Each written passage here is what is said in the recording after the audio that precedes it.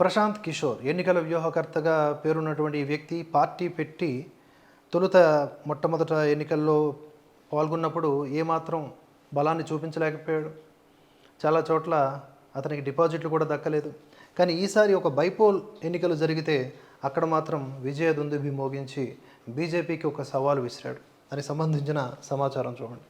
Celebrations already start అయిపోయినాయి.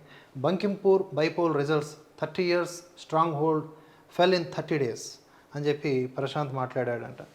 Jan Suraaj party founder Prashant Kishore took a swipe at the BJP on Monday as he surged towards a landmark victory in the Bankimpur Assembly bypoll, saying he had brought down the party's 30 years stronghold in just 30 days.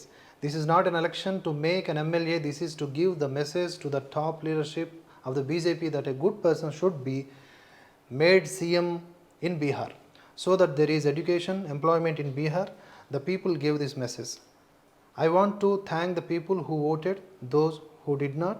I will try to win them, but important is that Bihar should get good leadership. The migration should stop from here, he said. So finally, Prashant Kishor ఇలా గెలవడానికి గల కారణం ఏమిటి అనే దానికి ఇప్పుడైతే రాజకీయ వర్గాల్లో చాలా రకాల చర్చలు నడుస్తూ ఉన్నాయి. బీహార్ల యొక్క ప్రజల ఆలోచనకి ఈ ఒక్క సెగ్మెంట్లో ఉన్నటువంటి ఈ గెలుపుని మనం ప్రమాణంగా చూసుకోవచ్చా?